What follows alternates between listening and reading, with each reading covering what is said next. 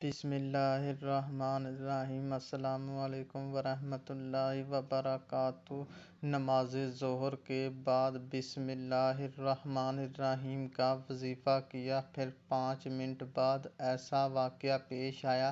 سفید کپڑے والا آیا، 11 کروڑ دے کر چلا گیا۔ محترم ناظرین، زندگی میں صرف ایک بار یہ تصور کر لو، میری گارنٹی ہے کہ رات ہوتے ہی سارا دن آپ کو غیب سے ڈھیروں پیسے ملتے رہیں گے اور ہر کوئی آپ کا ادب کرے گا کہ آپ خود بھی حیران رہ جاؤ گے۔ محترم ناظرین اور سامعین، رات کو نماز ظہر کے بعد اللہ پاک کا صرف ایک نام پڑھ لو، پھر اگلے دن دیکھو گے کہ سارا دن ہی آپ کو غیب سے پیسے ملتے رہیں گے اور دن بھر پوری مخلوق آپ کے ساتھ ادب سے پیش آئے گی انشاءاللہ۔ مگر میرے اس وظیفے پر یقین صرف وہی لوگ کریں گے جو کہ خود ہی اس کو پڑھ لیں گے اور اس وظیفے کو کریں گے۔ مال و دولت ملے گی اور آپ کے تمام مسئلے دیکھتے ہی دیکھتے حل ہو جائیں گے، کیونکہ اللہ پاک کی ذات بہت نوازنے والی ہے، اللہ پاک کی ذات بہت رحیم ہے، وہی رحمان ہے، دنیا میں بھی ہم پر رحمت کرتی ہے اور انشاءاللہ آخرت میں بھی ہم پر رحمت ہی کرے گی۔ ایک حدیث پاک کا مفہوم ہے کہ حضرت عبداللہ بن عباس رضی اللہ تعالیٰ عنہ سے روایت ہے کہ آپ صلی اللہ علیہ وآلہ وسلم نے فرمایا، اللہ تعالیٰ نے فرشتوں کو نیکیاں اور برائیاں لکھنے کا حکم دیا، اس طرح کہ جو شخص بھی نیکی کا ارادہ کرتا ہے مگر کسی وجہ سے اس پر عمل نہ کر سکے تو پھر بھی اللہ تعالیٰ اسے پوری نیکی شمار کر لیتا ہے، اور جو شخص اس نیکی کے ارادے پر عمل بھی کر دے تو اس کے حساب میں ایک نیکی کے بدلے 10 نیکیاں لکھی جاتی ہیں، بلکہ بعض اوقات تو 700 نیکیاں لکھی جاتی ہیں، جبکہ بعض مرتبہ تو اس سے بھی زیادہ لکھی جاتی ہیں۔ لیکن اس کے برعکس جو شخص برائی کا ارادہ کرے مگر کسی مجبوری کی وجہ سے اس برائی کو عمل میں نہ لا سکے، یعنی اللہ کے خوف سے یا کسی اور وجہ سے، اللہ تعالیٰ کے ہاں اس کے حساب میں گناہ نہیں لکھا جاتا، اور جو شخص برائی کا ارادہ کر کے پھر اسے عمل میں بھی لے آئے تو صرف ایک برائی اس کے نامہ اعمال میں لکھی جاتی ہے۔ اللہ تعالیٰ اپنے بندوں پر بہت مہربان ہے، وہ اپنے بندوں کی خطائیں معاف کرنا چاہتا ہے، اس لیے نیک کاموں پر زیادہ سے زیادہ اجر و ثواب دیتا ہے۔ اللہ تعالیٰ اپنے بندوں پر بے حد مہربان ہے، وہ غفور الرحیم ہے، بس اس کی رحمت کا دروازہ کھٹکھٹانے کی دیر ہے، پھر اس کی رحمت برسنا شروع ہو جاتی ہے۔ آپ اس عمل کو کریں، انشاءاللہ اللہ پاک آپ کے اوپر بھی خصوصی رحمت شفقت کریں گے اور آپ کو بھی بے پناہ دولت سے نوازیں گے۔ محترم ناظرین، اللہ تعالیٰ سے خوف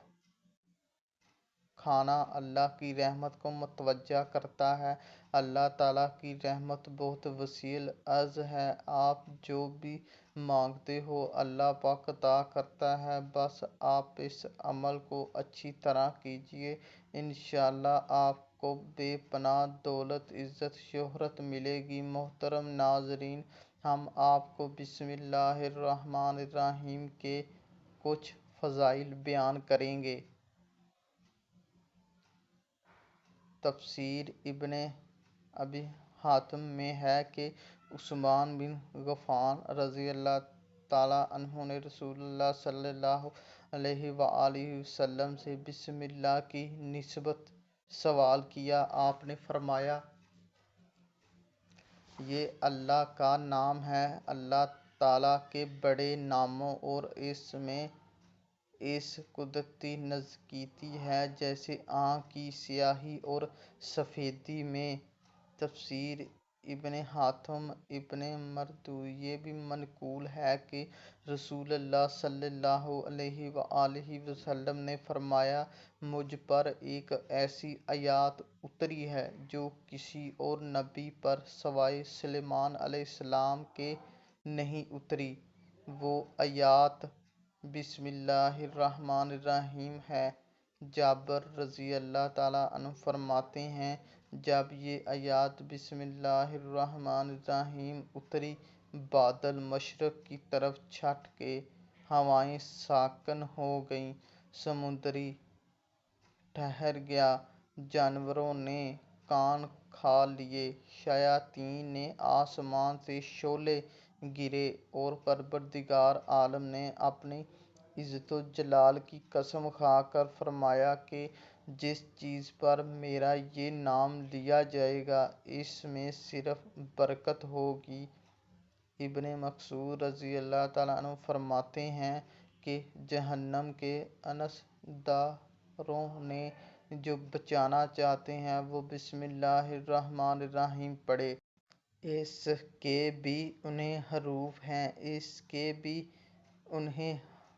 حروف ہیں۔ مصدق احمد میں ہے، نبی کریم صلی اللہ علیہ وآلہ وسلم کی سواری پر آپ صلی اللہ علیہ وآلہ وسلم کے پیچھے جو صحابی سوار تھے، ان کا بیان ہے کہ آپ کی اونٹنی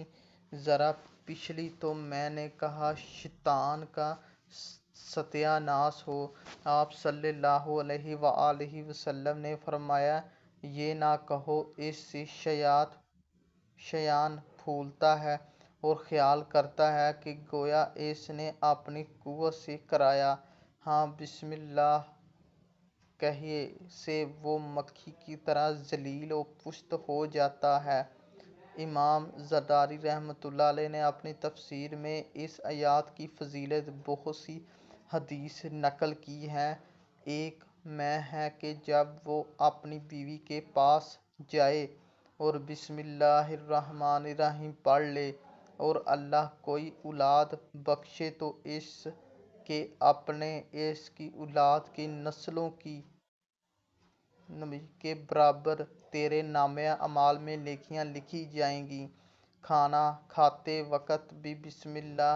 پڑھنی مکتوب ہے۔ اب مزید وقت ضائع کیے اس عمل کا طریقہ کار جان لیجیے اور کچھ احادیث بھی جان لیں کہ آپ نے جیسے ہی اب یہ وظیفہ کریں گے، سارا دن غیب سے مدد و نصرت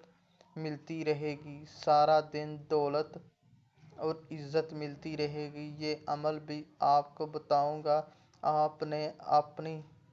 جگہ سے انہیں اٹھانا، اسی جگہ پر بیٹھے بیٹھے آپ نے اس عمل کو کر لینا ہے، صرف آپ کے 8 سے 10 منٹ ہی لگیں گے۔ اس پورے عمل کے دوران احتیاط صرف یہ ہے کہ آپ نے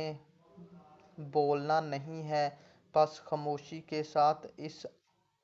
عمل کو مکمل کرنا ہے، پوری توجہ کے ساتھ کرنا ہے اور کامل یقین کے ساتھ کرنا ہے۔ کوئی مرد، عورت، بچہ، بوڑھا، اعرابی کوئی بھی اس عمل کو کر سکتا ہے، اس میں کوئی پابندی نہیں ہے۔